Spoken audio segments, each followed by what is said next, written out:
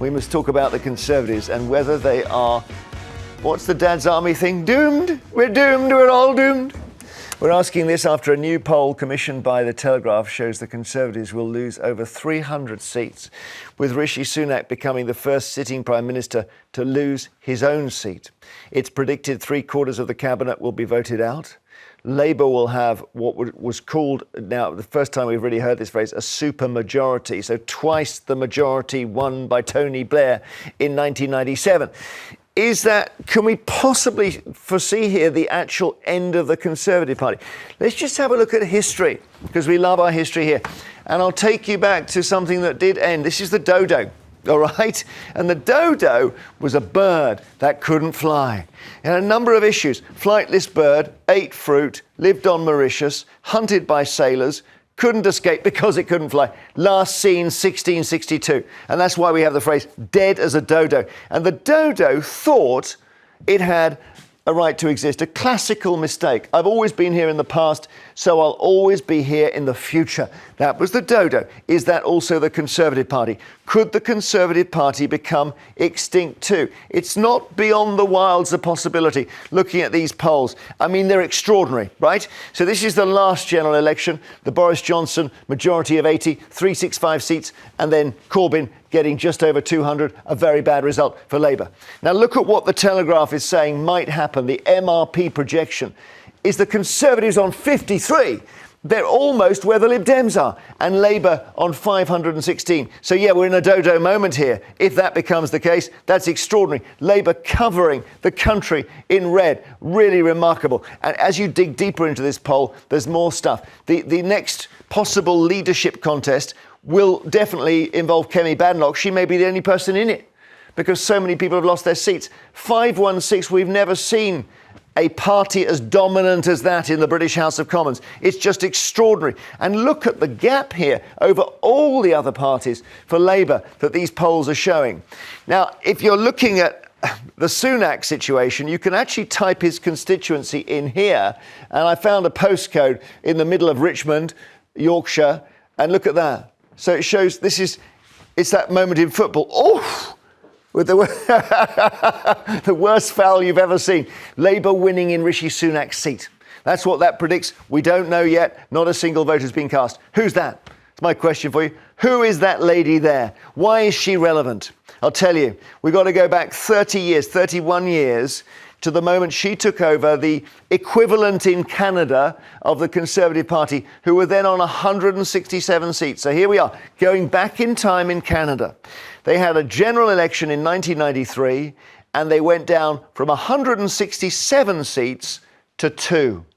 Now, the one crumb of comfort for Sunak here in the story of Kim Campbell is that they rebuilt. OK, that's the slightly different situation for the Canadian Conservatives. But 30 years later, they're back in the game. It took them 30 years. This feels like a seminal moment here, Dalia. Yeah, I mean, I'm not surprised that the Conservatives are on their last legs. I mean, standard of living has decreased. You know, they've had nearly 15 years to put forward their case of what Britain should look like. Yeah, but not surprised. We're talking about the end of a political party. I do think that part of the reason as well that there is an existential crisis is because there is an internal contradiction in the Conservative Party, which is this tension between the kind of pro-corporate globalisation wing, which is the kind of Cameronite, arguably the Sunak type conservatism, and then you have the more nativist, kind of strong borders, protectionist economy approach the Farage of the kind of the more right wing. And I think particularly with Brexit, that bridge has become very difficult to cross. And so I think that it might well collapse under that contradiction. And the question is, what's going to emerge in its replacement? Yeah, I mean, that's the question for tomorrow, if you like, is what comes in its place. And you would guess a reform-style party led by Farage. I don't know. But, I mean, maybe these polls could be wild. And it may be, Cristo, that seeing that poll will lead a lot of traditional Conservatives to say, right, we're definitely voting on July the 4th. And also this poll, I think it uses, if I'm not mistaken, it's one of those polls that has taken a lot of voters that are still undecided and based on their demographic has sort of predicted what they think they may vote rather than being sort of, this is definitely how I'm voting for Labour. But it's 18,000 voters. Yeah, it still doesn't look good. I mean, it still doesn't look good for the Conservatives. I think this is incredibly dangerous. To have a government with, if this is to be believed, and for Labour to have this sort of majority is incredibly dangerous. We need good opposition.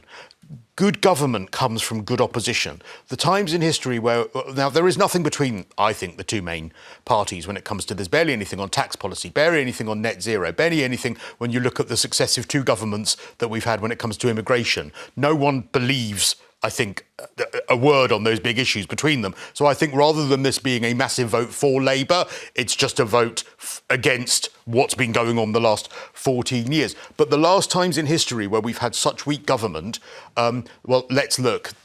Lockdowns. OK, the Labour had more seats then, but there was no real opposition to lockdowns. And when I say opposition, like holding the government to account, is this the right way forward? Do we need another one? They were completely in agreement. When we look at the last time the Conservatives were absolutely on their backside, which was probably late 90s, the Iraq War. Again, that is... But they would have supported that anyway. Exactly, but perhaps if there were more MPs, there would have been more of a diversity of opinion. Well, we may have a situation where you got the Lib Dems as the official opposition. But it's still going to be so minute that is really dangerous. You can't... I mean, you can, because it's democracy, but to have a government with that big a majority, I think it leads to terrible government. Dalia, let me ask you a question, right? This will make you laugh. Would you, on July the 4th, go into the ballot box and put your cross against the Conservative candidate just in order to ensure, as Cristo says, we do have an opposition? I understand where that comes from, but I think that any party that has put people in this country through what they have been put through over the past 15 years, the fact that absolute child poverty is at 25% in a modern country, in a wealthy country, they deserve to be punished at the polls. OK, well, there's punishment and then there's extinction. Andy in Worcestershire, that maybe the dodo is a lesson, Andy? Good morning, everybody. I feel that you just asked the question, would you purposely go into the ballot box and put an X next to a Tory candidate? My answer is no, because the Tory candidates didn't come to my factory when I lost my job, and I've lost 2 jobs, been made redundant. This is a taste of their own medicine now. Where does it go back to? Is it something about Brexit that has given the Conservatives... It was supposed to sort them out, and it's sort of given them a nervous breakdown. Well, I voted for Brexit. It wasn't the Brexit that I voted for. The 17 million people, it wasn't the Brexit that they voted for. There's one thing that hasn't been mentioned, which scared the life out of me, and that was the PPI scandal. When I was told by my boss I've got to wear 1 mask per day because they couldn't get hold of any masks. And the money that was made from it didn't go into my pocket, and it certainly didn't go into yours, Jeremy. It went to people who were in the know, made millions of pounds while people were dying left, right and centre. I stood outside hospitals watching nurses, doctors crying before they went in on their shift. The panic that was given. For me, if I can just go slightly off subject, I think this serves notice to all parties that Parliament is now open for anybody. Whether you like him or not, whether you love him, loathe him, and you agree with his policies, people like Farage has the possibility of becoming a good statesman, not a politician, a statesman. And he will wake up Parliament and he will hold them to account.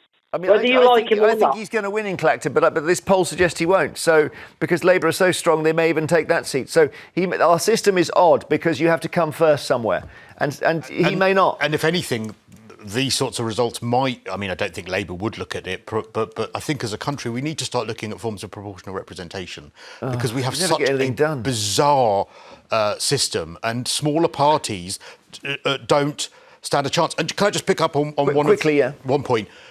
the last 15 years, I would agree, haven't been great. But the first 7, actually, before Brexit and the party became a basket case, actually, it did carry out things in its manifesto that people voted for. People voted for austerity. People voted for a Brexit referendum. The Conservative Party did deliver those. It was post that things started to go wrong. Because they were misled to believe that austerity was not an economic But they still fallacy. voted for They that. were told that there was no other alternative. But it was still something delivered by the party Well, there was that they no voted other for. alternative offered, There was by Gordon table. Brown.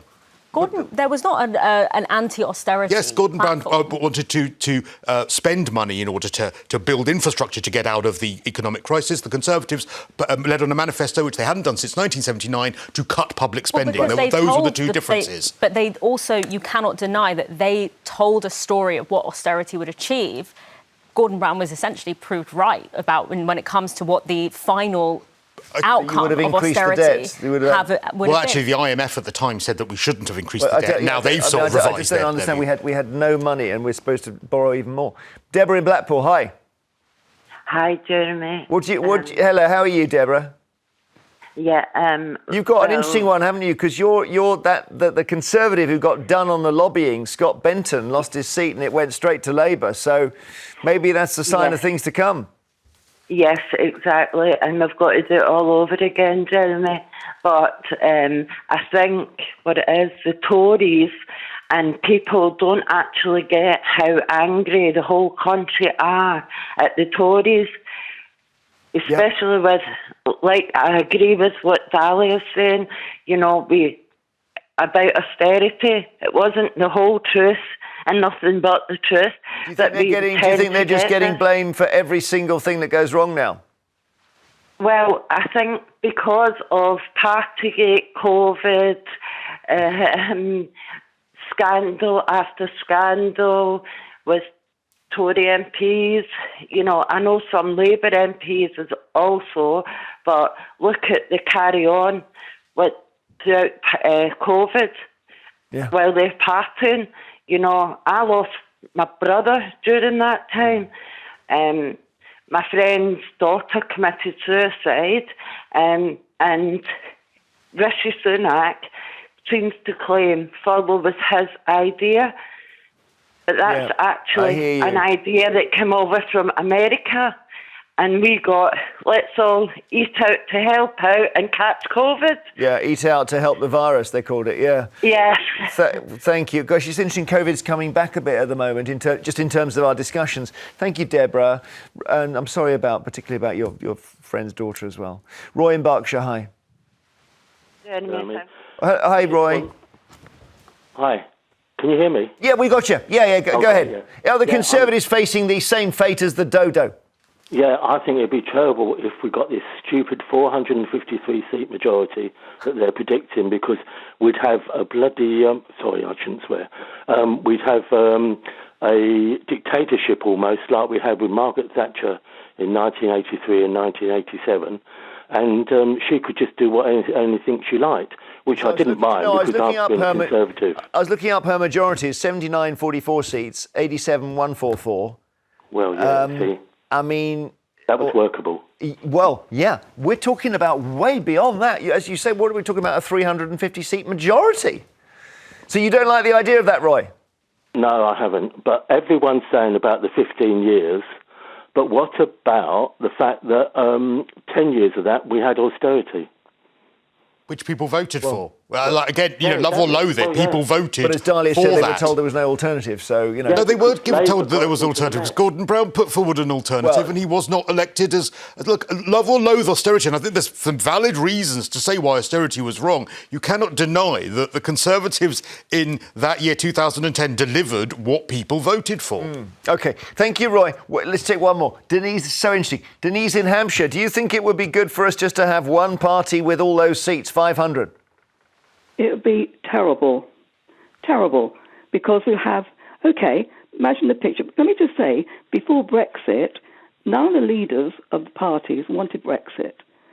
All of them agreed, Liberal, Labour, Conservative, for the first time ever. On the strength of that, we voted to remain. Now, before Brexit, unemployment was down, on record, the best. Inflation was down to about 1%. when I had a shop and government were in of Labour, we had 15% inflation. You have 3 padlocks, sell 2, to buy them in again, your margin was cut so much. I'm really upset because I think that we're in trouble. Let's have Trump, let's have Putin, let's have Farage, let's have Labour, and no say from the Conservatives will be the death of everybody. And I think we've got to think straight here. You've got to hear the other side.